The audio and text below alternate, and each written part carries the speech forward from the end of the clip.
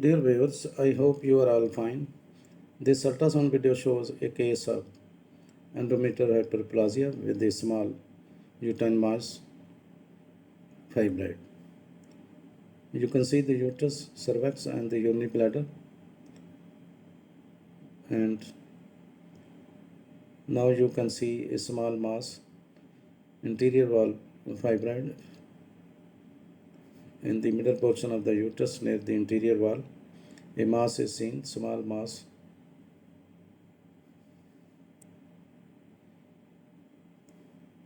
The mass is round to oval in shape. Looks to be semi-solid to solid in consistency. This is uterus. This one is the mass.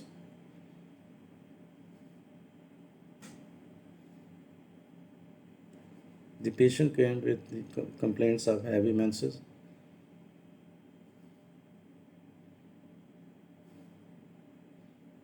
And this mass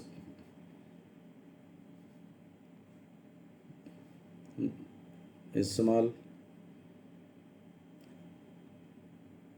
Now, no significant blood flow is seen.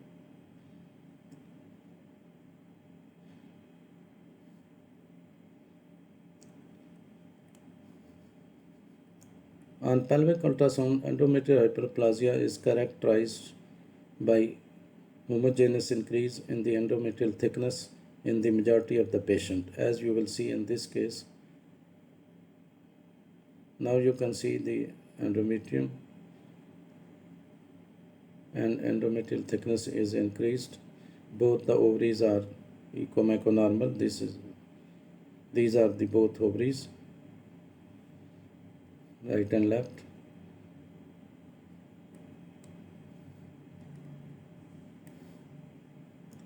The endometrial hyperplasia may also cause asymmetrical focal thickening with surface irregularity, which should raise its suspicions for malignancy.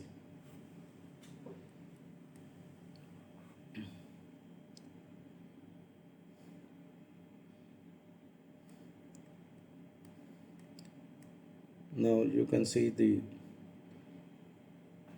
endometrial thickness is increased.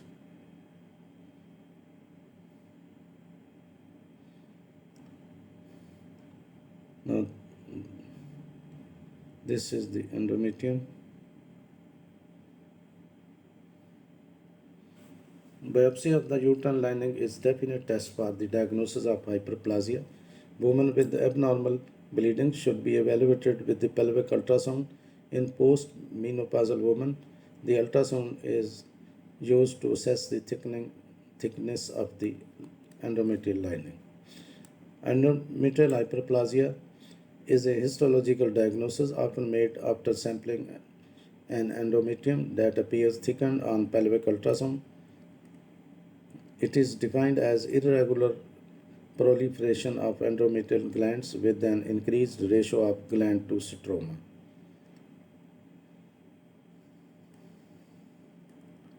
Now, the symptoms of endometrial hyperplasia include abnormal vaginal bleeding, including bleeding or spotting between menstrual periods, dramatic changes in the duration of menstrual periods, post-menopausal bleeding, or heavier menstrual blood flow.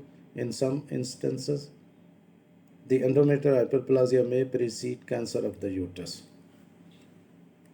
So, further evaluation may be needed.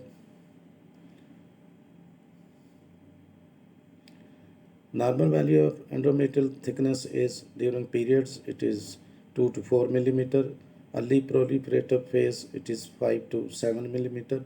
Late proliferative phase it is up to 11 millimeter, and in the secretory phase up to 16 millimeter.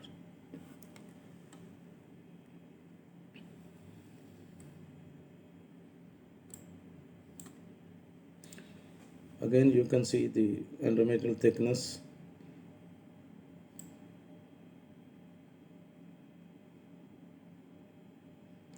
The thickening of the endometrial lining is rarely over 4 millimeter in a woman past menopause.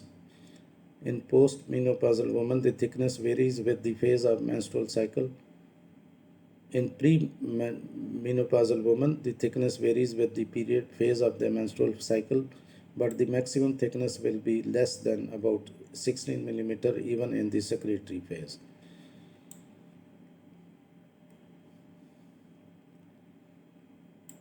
This is the endometrium. Women with endometrial thickness between 7 to 8 millimeter had a decreased pregnancy rate, but no significant difference was shown when compared to patients with endometrial thickness in 8 to 14 millimeter. You can find some important information in the description of this video. In this view, the endometrial thickness is